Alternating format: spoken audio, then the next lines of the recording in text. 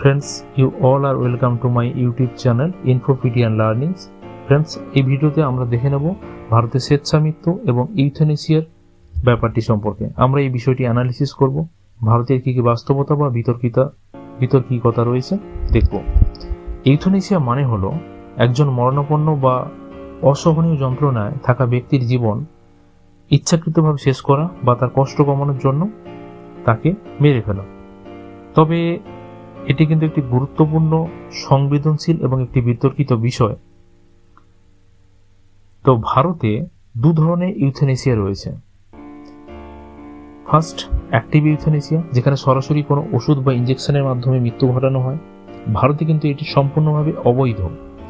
Second, passive euthanasia, যেখানে life support যেমন ventilator বন্ধ করে দেওয়া হয়। একটি নির্দিষ্ট শর্তে এটি কার্যকর করা হয়।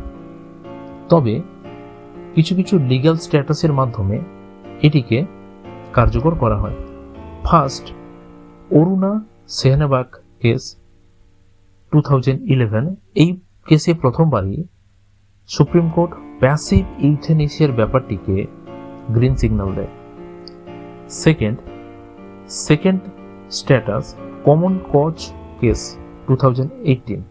এই রায়ে বলা হয় একজন মানুষের লিভ উইথ ডিগনিটির স্ট্যাটাস রয়েছে, যেটা আমাদের কনস্টিটিউশনে আর্টিকেল 21 রাইট টু ডাই মধ্যে ইনক্লুড করে দেওয়া হয়। এখানে বলা হয় যে লিভিং উইল বা অ্যাডভান্স ডিরেক্টিভ বৈধ। এর মাধ্যমে একজন ব্যক্তি আগে থেকেই জানতে পারেন তিনি ভবিষ্যতে লাইফ সাপোর্ট নিতে চান কি না। তবে ইথিক্যাল একটা ডিবেট রয়েছে ইউথেনেসিয়া নিয়ে আমাদের এই ভারতে। এখন প্রশ্ন হচ্ছে, এটা কি সঠিক? কিছু ফেভারি যুক্তি রয়েছে, যেমন হ্যাঁ, কষ্ট থেকে মুক্তি পাওয়া যায়, নিজের সিদ্ধান্ত নেওয়ার অধিকার থাকে। তেমনি বিপক্ষেও যুক্তি রয়েছে, অপব্যবহার সম্ভাবনা, ধর্মীয় নৈতিক সমস্যা থাকে। তবে তাহলে ভারতে কি ইউথেনেসিয়া সম্পূর্ণভাবে বৈধ নয়? কেবলমাত্র ইউথেনেসিয়ার নির্দিষ্ট নিয়মে ভারতে অনুমোদিত রয়েছে। এটি শুধু আইন নয়, মানবিকতা ও নৈতিকতার একটি প্রশ্নও বটে। অবশ্যই বন্ধুরা, যদি ভিডিওটি ভালো লাগে তাহলে লাইক, শেয়ার, সাবস্ক্রাইব করতে ভুলবে না। আরও কমেন্ট জানাও তুমি এই বিষয়ে কি ভাবছো, এবং এরকমই ইনফরমেটিভ ভিডিও পেতে আমার চ্যানেলটিকে সাবস্ক্রাইব করে রাখো। Thanks for watching.